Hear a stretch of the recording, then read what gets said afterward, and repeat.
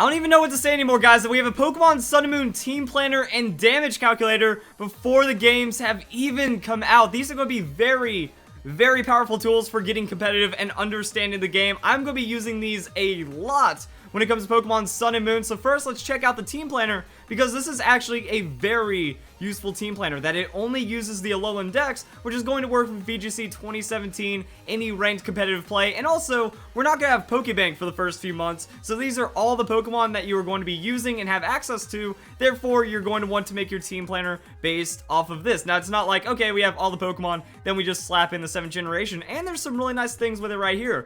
Boom, we have the island, so we can search Pokemon by island. What about just Melee Island, or any of the islands that we appear in? And that's actually going to be really fun, because now, if you want to, you can use this to see the exclusive Pokemon on each island, and then understand how your gameplay is going to be, and you can plan your in-game team. Like, this doesn't even have to be used competitively. You can think, alright, I'm going to go through the game, or I'm going to kind of see, I can't wait to encounter this Pokemon, so I'm going to make room on my team for Whimsicott, whatever Pokemon it is. Then you click on it, and you're good to go, and then you can click off, and that is going to kind of set your team just like that. So really good stuff right there, and I'm going to go and select all islands. Also generation. You can find each generation Pokemon on each individual island, or we can just kind of go, alright, what if I want to do like a mono Gen 3 run? Well, actually, we don't have a lot of selection right there, or we can just see what only the Generation 7 Pokemon that appear in the game, then we can try to figure it out by island, like, alright, what do we have in Akala Island, not Melee Island, and we can see all the Pokemon that could potentially appear. So, fun stuff, right? Like, that's what I really like. Everything that you want could happen right here, and then you can select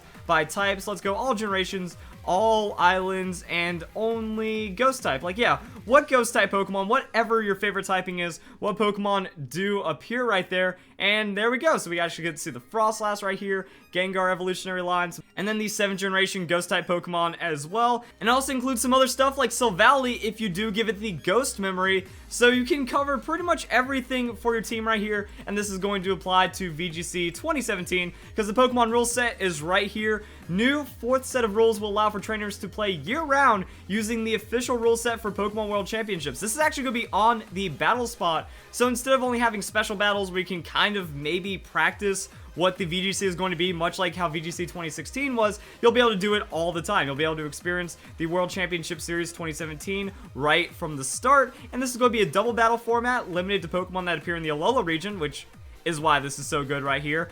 Mega Stones not allowed, and only Pokemon that can be attained in Pokemon Sun and Moon may be entered. So that means as we get like transfer moves and stuff like that, those will not be allowed either. So that's it. Now you can start planning for your teams. You can also see what to expect. That these are all of the Pokemon that are going to be VGC 2017, or just initially when it comes to playing Pokemon Sun and Moon. So you might as well get the jump on it now. That now is the time to start with Pokemon. That you can do a little bit of planning right now, you know, bring out the notepad, start just scribbling some things down, looking for your favorite Pokemon, looking for your favorite synergies, and then get a team build going right there. Then you can actually play through, enjoy the storyline, hop back into competitive when you're done with that, understand how the game mechanics work, and then boom, this is going to be a great start for just getting solid at Pokemon, and then you can see like good Pokemon overall, and then stuff like that. So yeah, I want like Porygon 2 on my team, maybe throw in that Silvally, Oricorio. No, I don't want, I want the Ghost style on the Oricorio. And then we can also get like kind of lineups things, so as we can see, normal goes flying.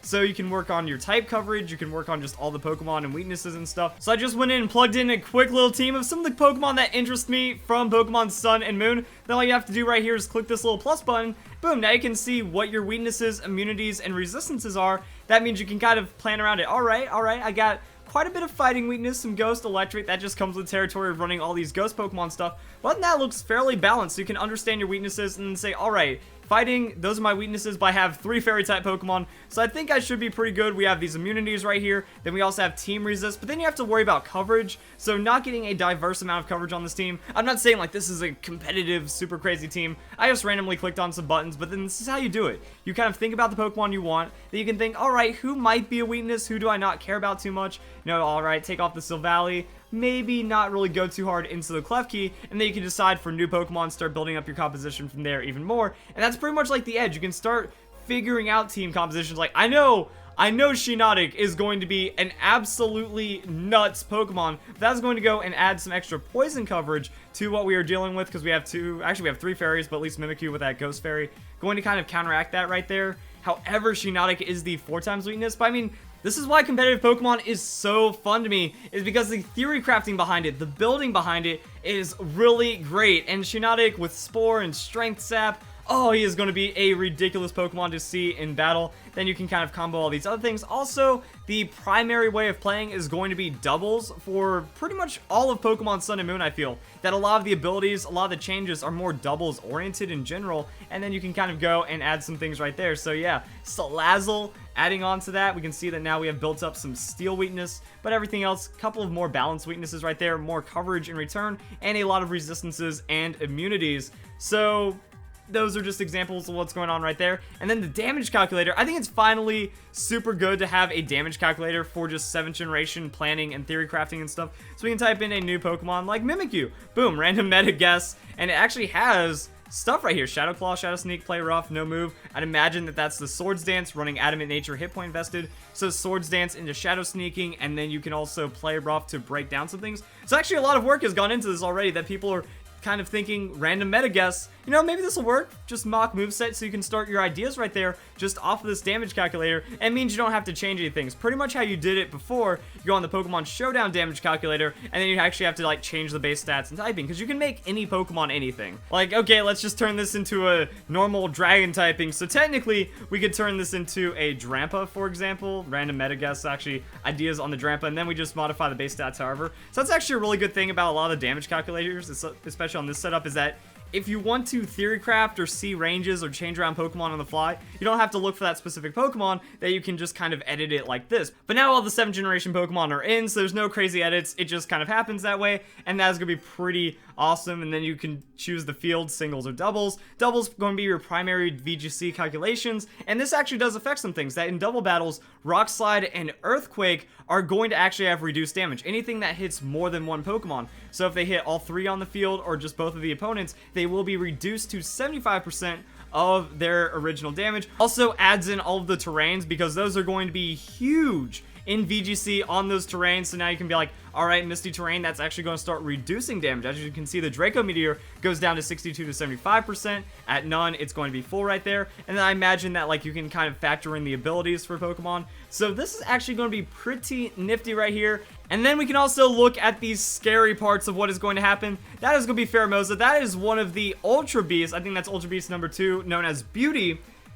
Except there's been confirmation VGC 2017 is going to be fun to watch and play, because from the data mine, from the leak, we've been able to get the VGC 2017 rule sets, and it will have Ultra Beasts. So we have Tapu Koko, we have Tapu Legendaries, we have Ultra Beasts, and we have just all of this crazy stuff that's going to be applying in double battles. It's going to change how it plays. Field Terrain Wars. We also have buffs to other existing Pokemon. So there's going to be Weather Wars while we're doing Terrain Wars, and then Ultra Beast shows up and just absolutely wrecks everything. And the Ultra Beast stats are pretty ridiculous. That's pretty much insane highs and not too many lows. So 151 base speed, 131 on the offenses and stuff. And then because of the Beast Boost ability, whenever you knock out a Pokemon, you're going to get a Snowball. So very frail. Like, if you can get your hands on Pheromosa before it wrecks you, you're going to actually be able to hold on to it pretty well. But at the same time, you can kind of tweak those stats. That a 137 base speed is going to be enough, so you can kind of drop it down. And that's where you can start doing some like heavy calculations and stuff, as we can see, to make the most out of the Beast Boost, to where we are boosting an offense